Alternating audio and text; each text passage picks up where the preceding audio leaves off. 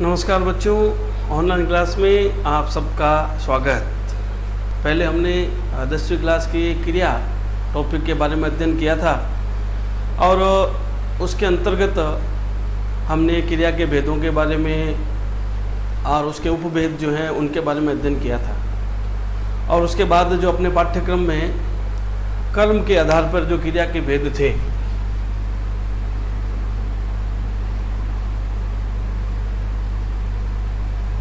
उसके बारे में पीपीटी के माध्यम से अध्ययन किया था। आज हम लोग कर्म का जो भेद है, जो पहले हमने पढ़ा था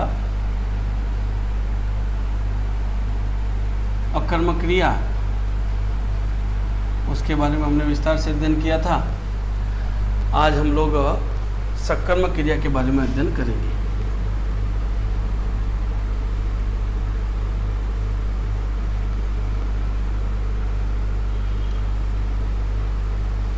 सकर्मक क्रिया किसे कहते हैं? जैसा कि हम सबको पता है, सकर्मक शब्द का जो निर्माण है वह स, कर्म और क से बनकर मिलकर बना है। कर्म शब्द के साथ स उपसर्ग लगाया गया और कर्म शब्द के साथ क प्रत्यय लगाया गया। इन सबको मिलाकर सकर्मक क्रिया का निर्माण किया गया। अब इसको आगे बढ़ाते हैं। आगे बढ़ाने पर स का अर्थ होता है साथ या सहित। यहाँ आता है कर्म का मतलब कर्म और यहाँ आता है कि। इनको जब मिलाएंगे तो आपको ध्यान में आएगा कि जिस वाक्य में, ध्यान से सुनना, जिस वाक्य में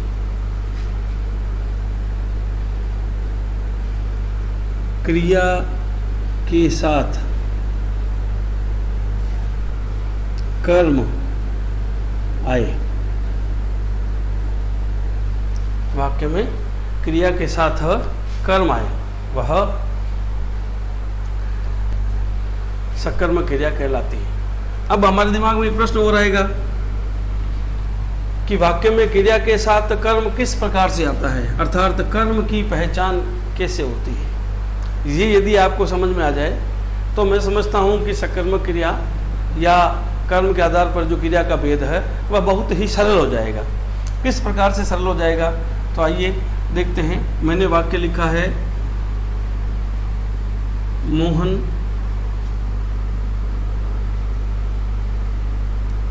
चावल खा रहा है। अब आप समझते हैं मोहन चावल खा रहा है, तो इसमें कर्म शब्द कौन सा है? कर्म शब्द कौन सा है? तो कारक हम लोग जब पढ़ते हैं, कर्ता ने कर्म को करण से संप्रदान के लिए अपादान से अलग होना, संबंध का की अधिकरण में पेपर, संबोधन हेर, इस प्रकार से हम लोग इसके जो 7 भेद और एक संबोधन पढ़ते हैं। तो एक चीज ध्यान में आती है, कर्ता ने, कर्ता के साथ विभक्ति चिन्ह कौन आया? नहीं आया। दूसरा लिखते हैं कर्म को, तो कर्म के साथ कौन सी विभक्ति आई? हमें कर्म को ढूंढना है। तो कर्म को ढूंढने के लिए सबसे पहले तो देखिए, जो वाक्य में क्रिया करने वाला है वह क्या कहलाता है? क्रिया को करने वाला कर्ता कहलाता है। तो ये तो कर्ता हो गया, ये सारा शब्द क्रिया हो गया। तब आप सीधा इसको कर्म नहीं कह सकते। कर्म क्यों नहीं कह सकते? यहाँ कोई दूसरा शब्द भी आ सकता है, दूसरा कारक भी आ सकता है। तो कर्म की पहचान करें कैसे? तो कर्म की पहचान करने का सबसे सरल और सबसे बढ़िया तरीका है कि आप एक प्रश्न का निर्माण कीजिए। मोहन क्या खा रहा है? जब आप प्रश्न का निर्माण करेंगे, क्या से प्रश्न का निर्माण करेंगे, और यदि क्या से प्रश्न का निर्माण करने पर यदि आपको सीधा सीधा उत्तर मिल जाए, इसका उत्तर क्या मिला, मोहन क्या खा रहा है, तो आप सीधा कहेंगे चावल खा रहा है। तो चावल शब्द क्या हो गया, इस वाक्य का कर्म हो गया। कर्म की पहचान करने का सबसे बढ़िया तरीका है कि आप क्या से ही प्रश्न बनाना है, एक।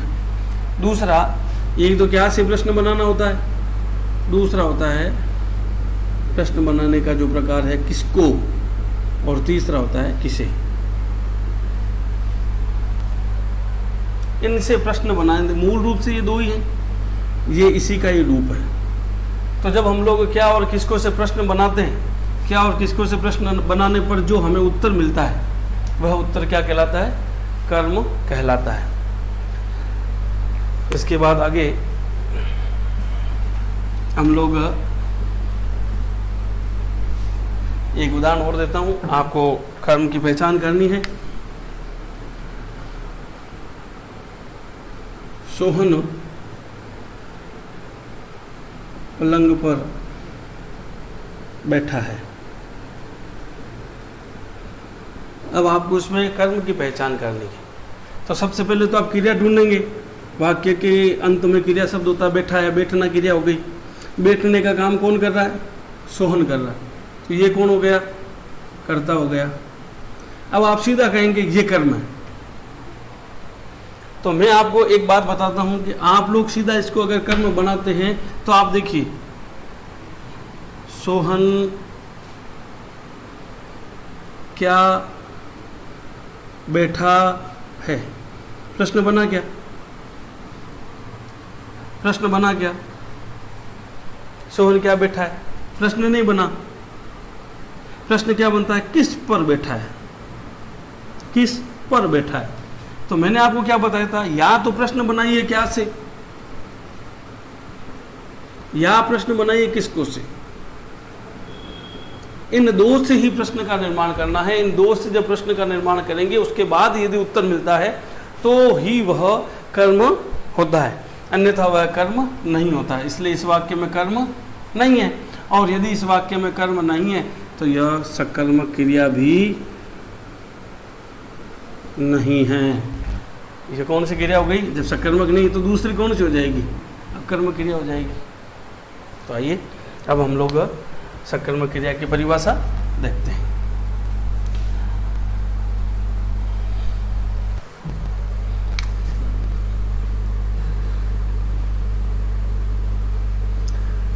परिभाषा, जिस वाक्य में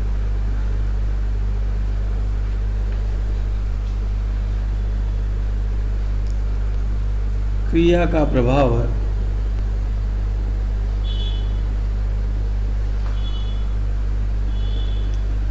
कर्ता पर न पड़कर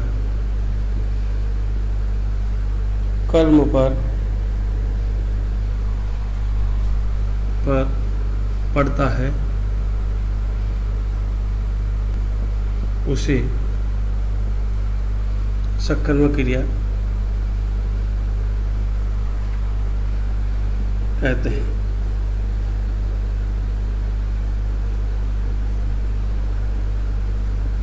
दूसरा समझे कि जिस वाक्य में क्रिया के साथ कौन आ जाए, कर्म आ जाए। आप इसका स्क्रीनशॉट ले सकते हैं। हमारे चैनल को लाइक कीजिए, सब्सक्राइब कीजिए। कोई बात समझ में नहीं आए तो कमेंट कीजिए। सकर्मक क्रिया कहते हैं। अब मैं आपके सामने एक वाक्य लिखता हूं, सोहन दूध पीता है। आप लोग क्या कहेंगे, सोहन पीने का काम कौन कर रहा है, सोहन करता है। तो पीने का काम सोहन करता है, इसका मतलब ये क्या हो गया, कर्ता हो गया। अब आपके सामने दूध शब्द है, वो क्या है, उसकी पहचान के लिए मैंने अभी आपको लिखा था, क्या से प्रश्न बनाइए, सोहन क्या पीता है, तो आपका उत्तर क्या आ रहा है, दूध। इसका मतलब ये दूध शब्द जो है वह कौन है, कर्म है। और यदि दूध शब्द कर्म है तो ये क्रिया भी किस प्रकार की हो जाएगी, ये क्रिया भी सकर्मक हो जाएगी।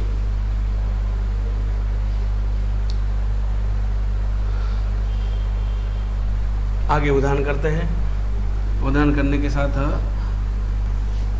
हम लोग सकर्मक क्रिया के जो दो भेद बताए गए, पहला भेद बताया गया, दूसरा भेद। पहला भेद था एक कर्मक सकर्मक, बहुत ही आसान है, कोई कठिनाई नहीं है। दूसरा है द्विकर्मक सकर्मक, बहुत ही सरल। नाम से पता चलता है कि जिस क्रिया के साथ कितने कर्म आएंगे, एक कर्म आएगा, वो एक कर्मक हो जाएगा। और जिसके साथ द्वि यानी दो कर्म आएंगे, वह द्विकर्मक हो जाएगा। उसकी पहचान कैसे करते हैं, देखिए।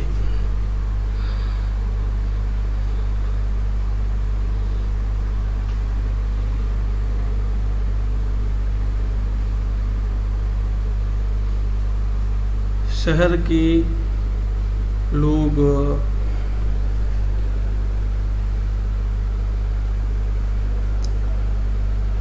नमकीन खूब खाते हैं। लिखा हुआ गया, शहर के लोग नमकीन खूब खाते हैं। क्रिया कौन सी है, खाते हैं। कौन खाते हैं, शहर के लोग। कौन हो गया, कर्ता। खूब खाते, ये क्या हो गया, क्रिया। खूब खाते हैं, ये क्रिया विशेषण।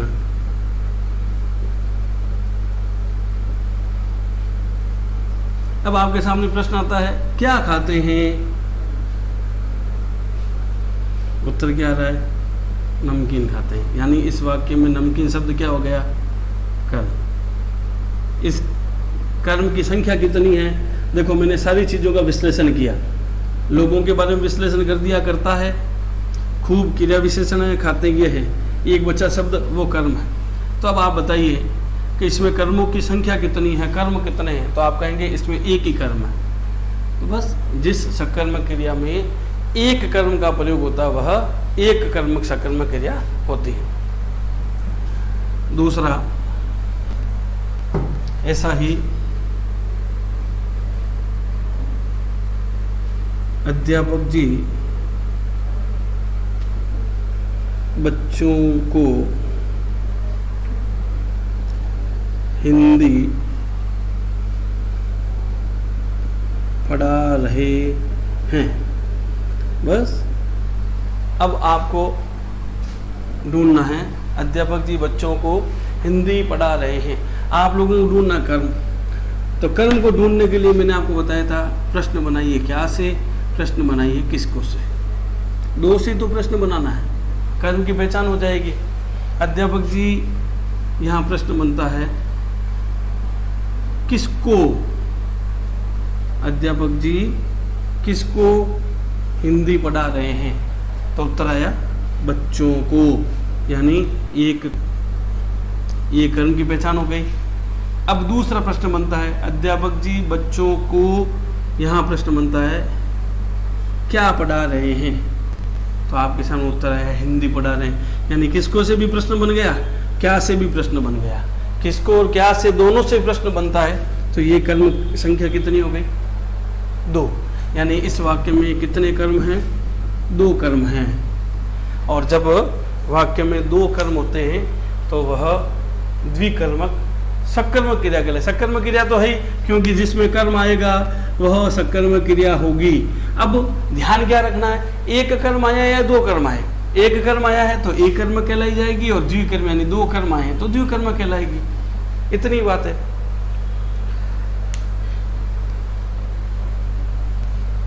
चलिए अब मैं आपको कुछ प्रश्न देता हूं अभ्यास के लिए।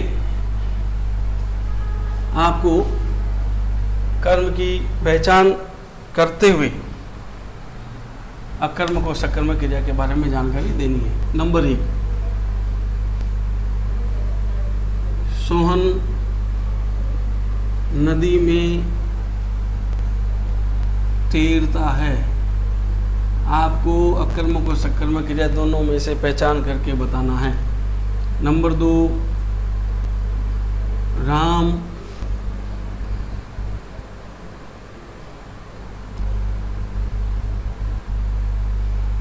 कुर्सी पर बैठा है। नंबर 3,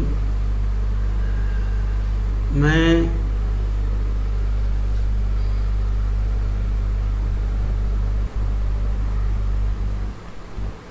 बाजार से सामान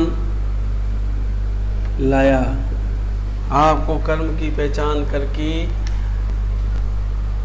क्रिया के रूप को दर्शाना है। मोहन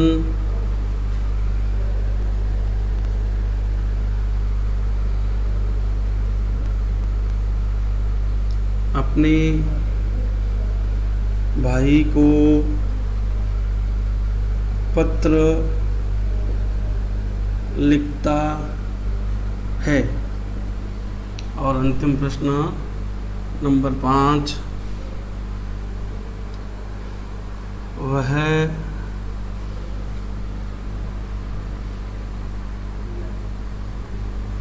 छत पर खेलता है। ये 5 प्रश्न, और इन 5 प्रश्नों के आधार पर आप लोगों को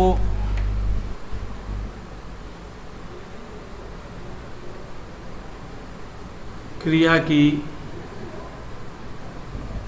पहचान करनी है। यह महत्वपूर्ण काम है, क्रिया की पहचान करनी है। हमारे चैनल को लाइक कीजिए, सब्सक्राइब कीजिए, कमेंट बॉक्स में जो चीज़ समझ में नहीं आई उसे पूछिए। आप लोग इसका स्क्रीनशॉट ले सकते हैं, अपनी कॉपी में नोट डाउन कर सकते हैं। धन्यवाद। जय हिंद, जय भारत।